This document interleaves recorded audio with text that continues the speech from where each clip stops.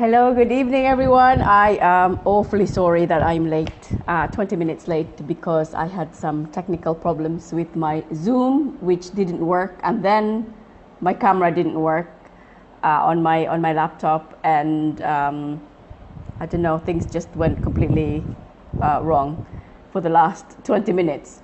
All right, so tonight I wanted to talk about doing your own immigration application, because as you know, when I deal with clients, I actually do the application myself. So I know the procedure, I know the process, I know the frustrations that you all experience if you're doing it yourself. Okay, so the last week I did an application for a settlement visa from the Philippines to for a client to come and join her husband in the UK, and we opted for the self upload service. So basically, it's a free service where you upload all your documents that you're going to be relying on for the Home Office to consider your application. And believe it or not, it took me all day.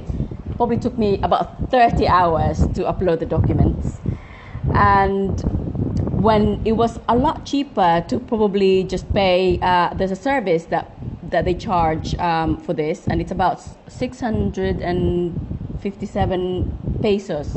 So I think that's equivalent to probably around 10 pounds, 11 pounds, because it's much quicker to actually just bring all your documents to the visa center and then let the visa center scan it for you. The disadvantage of that is that you then have to make sure that all your documents from the UK are sent to the Philippines, to the home country, to the country where you're applying, and have it scanned. Okay, or you can probably go to Ryman's. Okay, I think Ryman's will do it for you. They scan it, and it should be easy for you to maybe send it all to your partner's email, to the where she's applying or he's applying from, and then either she prints it and then takes the printed documents to the visa center. Okay, so that is that's one tip I'm giving you, because I don't want you to think that you can do a self-upload and save money. You don't save money that way, because the visa, I think it's VAF. It's not TLS. It's a different one in the Philippines and in the Asian countries.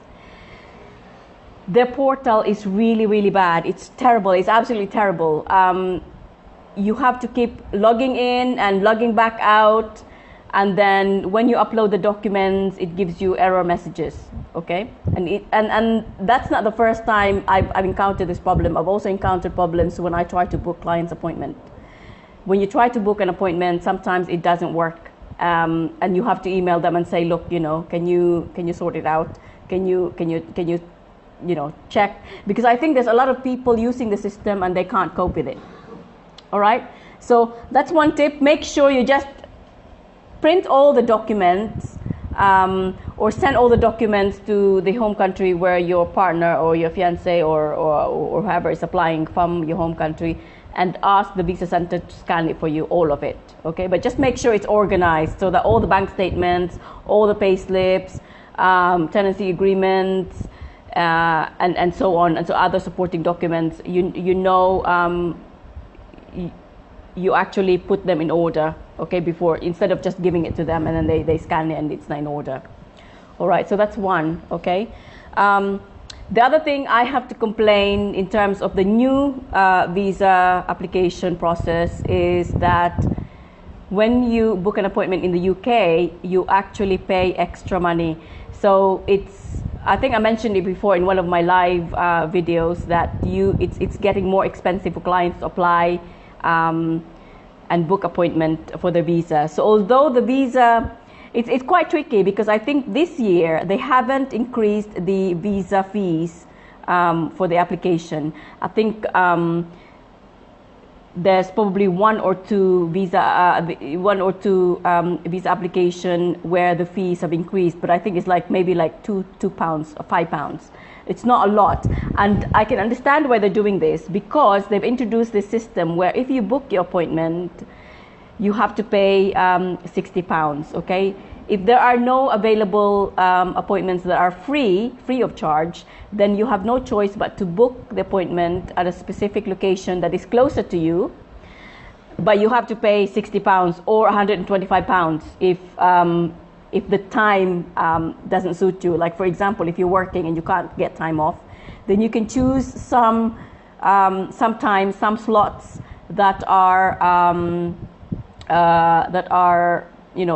convenient for you, and so you pay £60 or £125.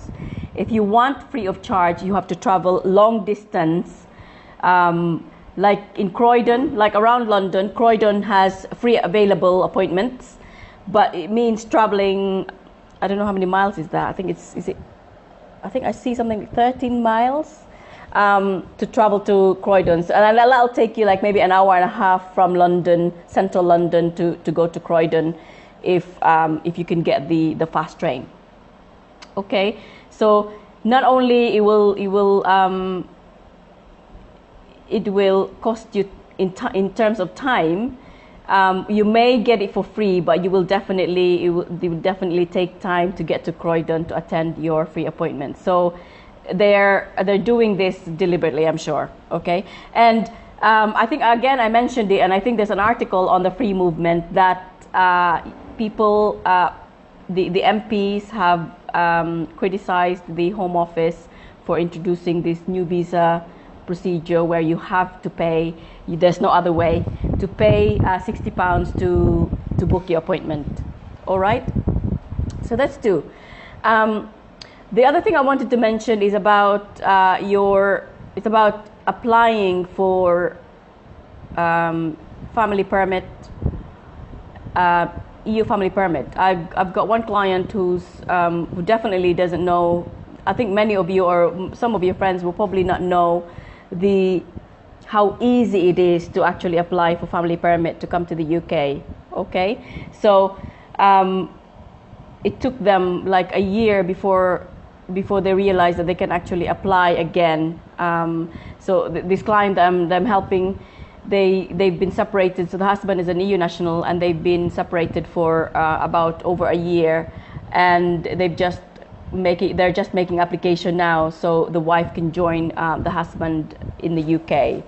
And it's kind of sad that people actually don't know how easy it is to make an EEA family permit application. Okay, so as you know, everything is online, and if you actually just Google, Google is really, really good. Google is everyone's best friend, even my best friend, because sometimes I don't know everything. Lawyers don't know everything, as you know. Lawyers who says, yeah, I know everything, they're liars. Okay, so we don't know everything, and if you Google, you get a lot of information. But as I said, just make sure that when you click on a website, when you click on the information, you actually see the website address. Don't just click on anything that comes up first, on the first page. Make sure it's actually gov.uk that you're clicking. Okay, and that will take you to the official information. And just follow, if you can read it, just really follow through the instructions, and it will take you to where you're supposed to be. Like, for example, if you're making an application for family permit, and you really don't know, so you say family, click on family permit, and it should take you to the right information. It should take you, if you read it, it should take you to say something like apply online, and then click apply online. It'll take you to where you're supposed to be. And if you can read, if you can understand English, you will be able to do it yourself. If you're not sure, there's a lot of information online. Lawyers, I think some probably lawyers are doing this for free, but if you're stuck, just message me, and I'm usually available on Messenger. So you message me, and I can help you get unstuck. Be very humble. No. Well, I'm telling the truth.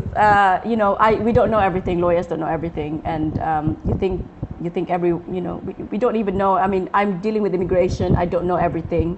Okay.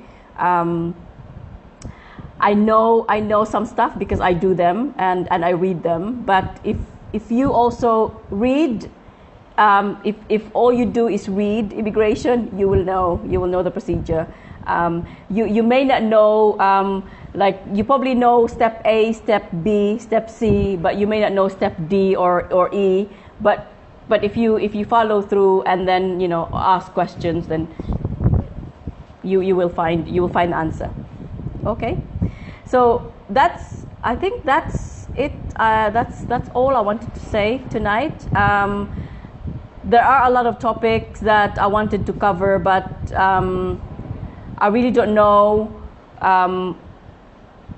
how to package it. But I've noticed lately that a lot of people obviously come to me and ask for help, but a lot of people are also trying to do it themselves, and I can completely understand because of the how expensive it is to do your own to instruct a lawyer to do the application, and because everything is online.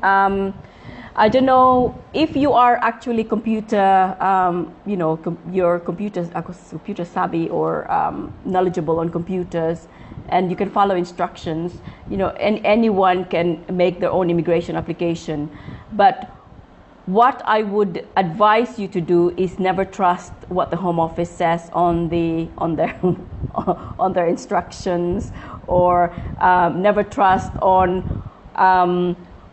basically what they say even on the government website. Okay, it'll give you some information, but some of them are misleading. So you need to do a bit of research before you can actually confidently submit your application. You can do it, but just make sure you do your research and prepare your application, and don't just submit what the Home Office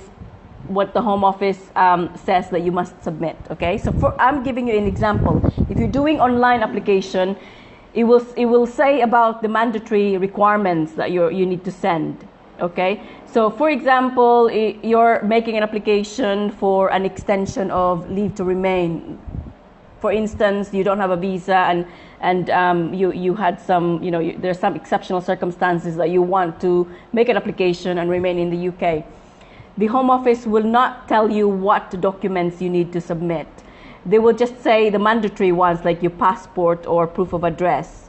Okay, and so thinking that you went through all the online instructions, you complete the form, and then you tick yes, you can provide passport. You tick yes, you can provide proof of address, and then it says something like reason why you are making this application. So make sure that you write a letter and explain why you actually need to stay in the UK. All right. So not just what the Home Office has asked you to submit. The more documents, the more supporting documents you submit, the better. Then you can't actually, the Home Office can't say, well, you haven't submitted documents. Okay. Hi everyone. Thank you for joining. I'm just reading the comments.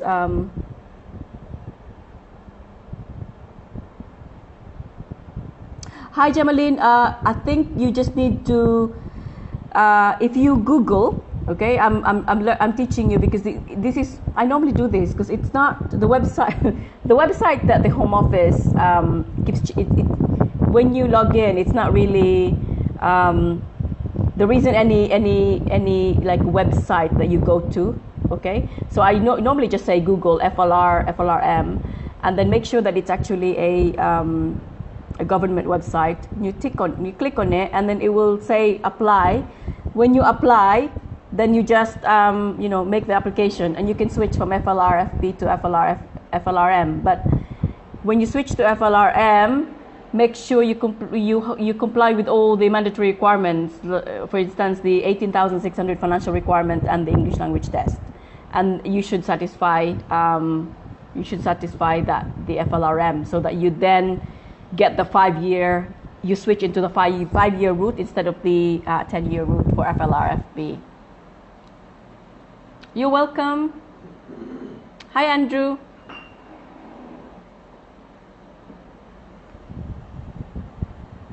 Thanks for watching. Thank you for watching, guys. Yeah, that's all I wanted to say. But if you have any questions, please message me, or if you have any topics that you want me to cover in depth, let me know, and I'll be happy to do the research and tell you. My aim is to help you do your own immigration application. I mean, I won't benefit because obviously I would need your full money, but you really can do your immigration application with some guidance from a lawyer, but not maybe like completing your own form. You can do that. So majority of the fees that you pay your lawyer are just completing your form, okay? And the rest, obviously, they do the representation and guide you on the documents and so on. But I'm more than happy to give you all the information that you need to enable you to do your own immigration application. Okay, guys, I've got to go, and hopefully, if I can think of a topic to discuss in one of the live videos this week, then I will do. But otherwise, if you have any questions, please let me know or message me. Okay? Have a lovely evening. Bye, everyone.